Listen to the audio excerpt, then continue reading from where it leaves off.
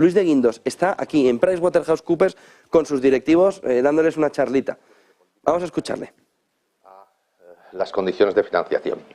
Nosotros aquí nos basamos fundamentalmente en una especie de informe, de survey que hacemos con los bancos en Europa, más de 160 bancos, y ya vimos en el último trimestre del año pasado que había un endurecimiento muy claro de las condiciones de financiación, desde subidas de tipos de interés, mayor restrictividad desde el punto de vista de la concesión de crédito y, ligado al anterior, aunque es difícil de explicarlo, lo que es el endurecimiento de condiciones de financiación, de lo que es el tema de la caída de la demanda de crédito. La demanda de crédito está cayendo de forma muy intensa, muy intensa, prácticamente sin precedentes en muchos años, tanto por parte de empresas como por parte de familias. Y eso ha continuado en el primer trimestre de este año. Y en el primer trimestre de este año, en el cual además ha habido un factor adicional, que fue el susto que nos dieron los bancos regionales americanos, el tema de Credit Suisse, y creemos que va a continuar en los próximos meses. Por lo tanto, la transmisión se está produciendo a lo que son las condiciones de financiación. Queda un segundo paso, que es del endurecimiento de las condiciones de financiación a lo que es la evolución económica, a lo que es la demanda de consumo, la demanda de inversión y a lo que es actividad económica, que también, evidentemente, se va a ir notando porque siempre la política monetaria acaba dejando sus efectos notar, de alguna forma, con un cierto retardo, que depende entre 12 y 24 meses. La situación de estabilidad financiera. Bueno, los bancos europeos son muy distintos a los bancos regionales americanos, tienen mucho más capital, tienen más liquidez, una liquidez además de calidad, tienen además un modelo de negocio muy diferente. El caso del Silicon Valley, después lo podemos comentar, pero tenía un riesgo abierto de tipos de interés muy claro. Y, por lo tanto, a priori, la banca europea es resistente, es resiliente y prácticamente ya estamos, por todos los indicadores, en una situación similar desde el punto de vista de lo que son indicadores financieros a como estábamos antes de los problemas en Estados Unidos. A partir de ahí, la subida de tipos de interés le viene bien a la banca europea en un primer momento, los márgenes mejoran, se amplían, pero hay que tener en cuenta varios factores. En primer lugar, la desaceleración económica, que tendrá un impacto en lo que es la solvencia de familias y de empresas. En segundo lugar, también que el coste de financiación de la propia banca también se va a ir incrementando. En algún momento será necesario que los bancos empiecen a competir vía remuneración de depósitos. Y además este incremento del coste de financiación ya se está reflejando en lo que son los bonos. Es decir, cuando uno ve cómo es la evolución de las emisiones de renta fija de la banca europea, ya se nota claramente un incremento de dicho coste de financiación. Y, evidentemente, eso acabará teniendo un impacto desde el punto de vista de lo que es los beneficios de la banca. Por eso es muy importante, es fundamental una señal de prudencia al sistema bancario. Es algo que estamos repitiendo continuamente. No nos podemos dejar llevar por lo que es el impacto inicial de la subida de tipos, que es positivo, pero que sin duda se irá extendiendo a otros indicadores que van a tener un impacto más contractivo desde el punto de vista de resultados de la banca europea. Y por lo tanto, prudencia al respecto. Nosotros, sin embargo, consideramos que el principal riesgo para el sistema financiero europeo se encuentra en lo que nosotros llamamos los no bancos, es decir, el sector financiero no bancario. Ahí están fundamentalmente lo que son los fondos de inversión de alto riesgo, que han asumido muchísimo riesgo desde el punto de vista de liquidez, desde el punto de vista de apalancamiento, desde el punto de vista de crédito, desde el punto de vista de duración de sus carteras, etcétera, etcétera, etcétera, y en los cuales, lógicamente, el incremento de los tipos de interés tendrá un impacto.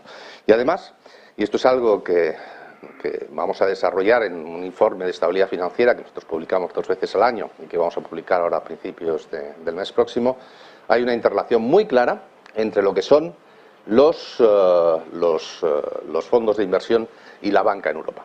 Los fondos de inversión han crecido muchísimo desde el punto de vista de su importancia en el sistema financiero europeo y están interrelacionados tanto con el activo por activo como operaciones de activo como de pasivo con la banca europea. Y evidentemente, pues eso es algo que tenemos que tener en consideración. Yo acabo ya. Se ha evitado la recesión técnica, esas son buenas noticias, como decía antes. El crecimiento va a ser moderado, en entorno del 1%, las proyecciones de la Comisión eran claras al respecto.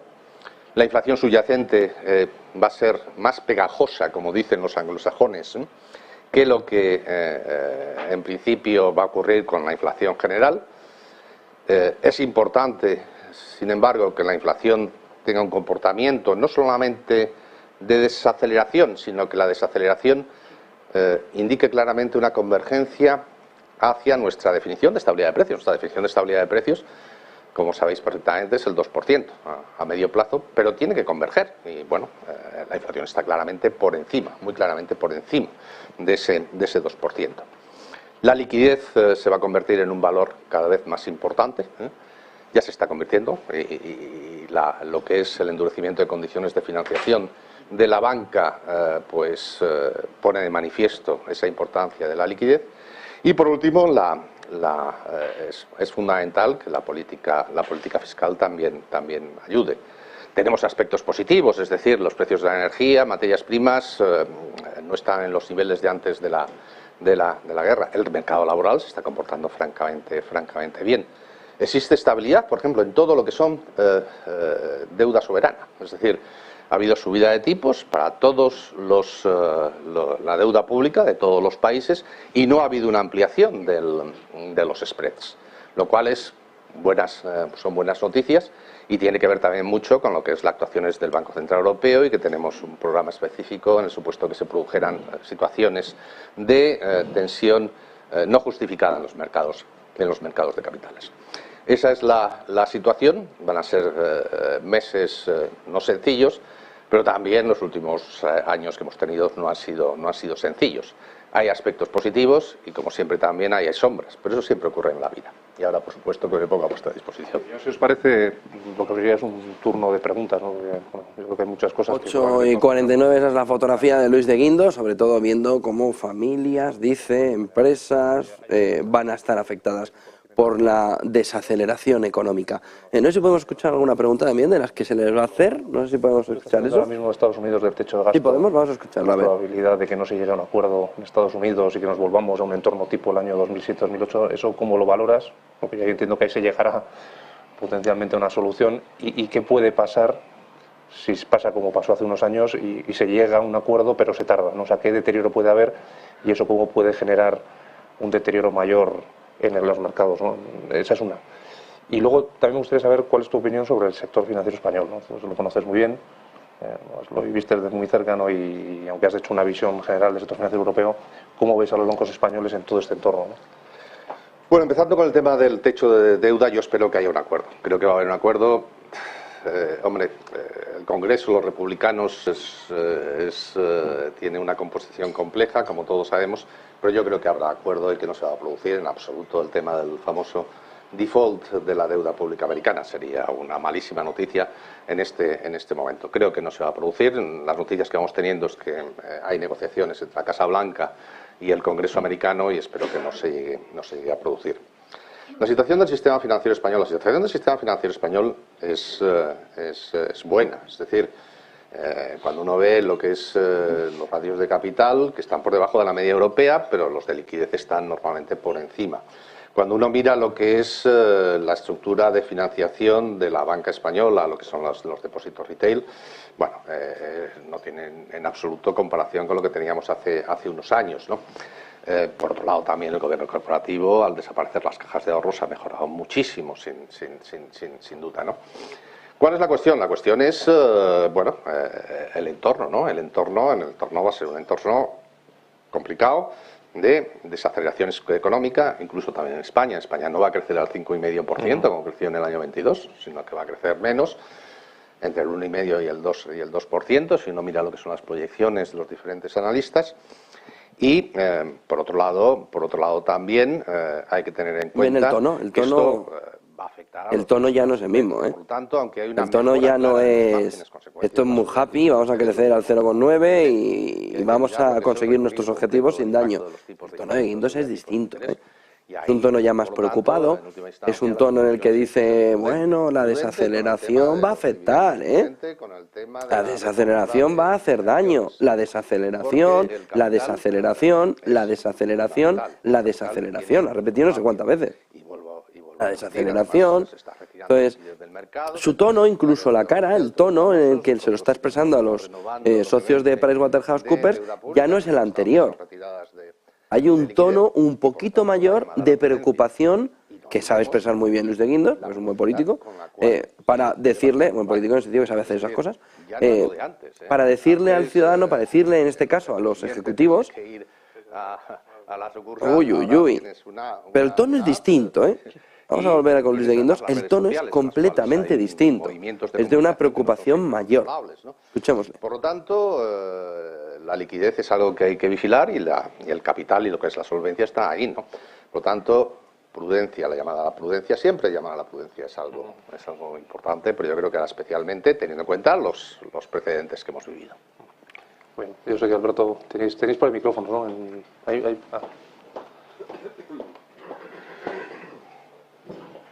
Vamos a quedarnos en esta primera pregunta y ya vamos con Juan Ignacio Crespo a ver fotografía de cómo se está viendo el día. Vamos a escucharle. Y tú, como gran conocedor de esta casa, del sistema financiero español, del Banco Central y de las autoridades generales, yo creo que eres muy adecuado para un poco preguntarte tu opinión de cómo podemos ayudar nosotros a nuestros clientes, que a la postre es estamos refiriéndonos al sistema financiero español. Sigo con la reflexión que estaba haciendo. Estoy de acuerdo que el modelo europeo es muy distinto al americano.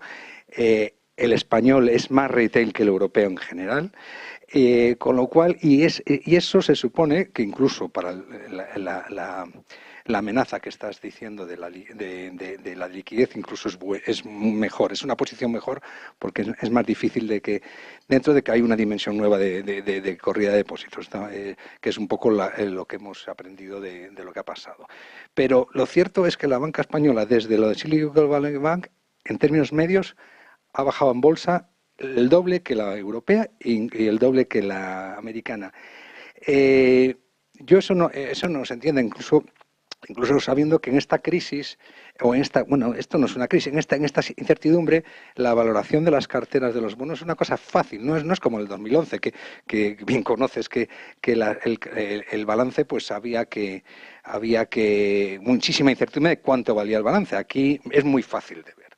Pero entonces ese gap de percepción, por lo menos de mercado, que ha caído el doble de una banca que se supone que retail y más segura, por mucha experiencia que haya que tener ante la falta de crecimiento, nos explica o no sé cómo podemos ayudar a mejorar esto, mejorar a nuestros clientes. Eso es un desafío y una opinión. Y otra es cómo podemos, como firma, también ayudar en una dimensión que es,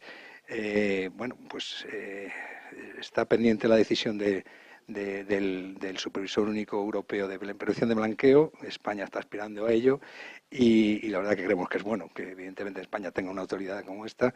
Ya el Banco Central Europeo, Frankfurt y Alemania tiene, cada uno tiene lo suyo, y no sé si puedes dar un consejo de cómo podemos como firma nosotros ayudar también en una cosa que creo que es bueno para España, para nuestros clientes y para nosotros a la postre del negocio. Bueno, yo no voy a ser tan pretencioso conociéndoos de daros un consejo porque sé perfectamente. Yo lo que os puedo decir es un poco lo que es el marco general, ¿no? Y después, por supuesto, que vosotros después eso lo traducís, ¿no? En la relación con los clientes, ¿no?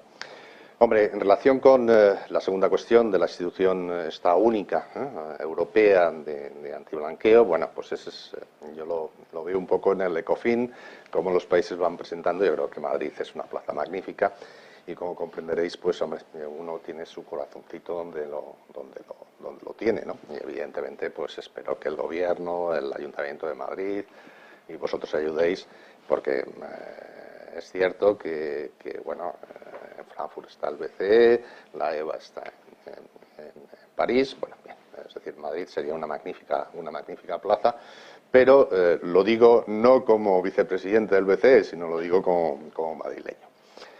La otra consideración que estabas haciendo, ¿no? Es decir, el tema de valoración de carteras, es decir, es cierto, es decir, la subida de tipos de interés, cuando tienes carteras de renta fija, pues inmediatamente el valor de mercado se reduce, que os voy a contar a vosotros, lo sabéis perfectamente, mejor que yo.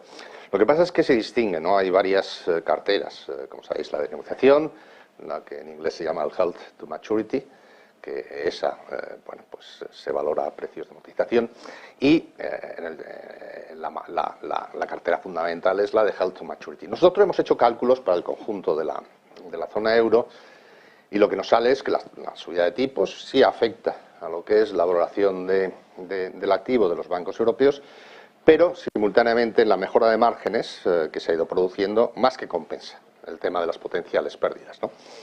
El problema del Silicon Valley era su modelo de negocio y tener un riesgo muy abierto de tipos de interés. Es decir, ante la subida de tipos y una salida de depósitos no cubiertos, por encima de los $250.000, que es el máximo cubierto por el FDIC, que es como el Fondo de Depósitos de Garantía de Depósitos americano, tuvo que empezar a liquidar cartera que estaba invertida en bonos. 8:58, vamos ya de ver esa fotografía de Luis de Guindos, muy interesante sobre todo en ese speech inicial, ahora ya muy local, ¿no? Muy centrado también en ese trabajo de la gente de Price. Les dejamos allí con Luis de Guindos. 8:50.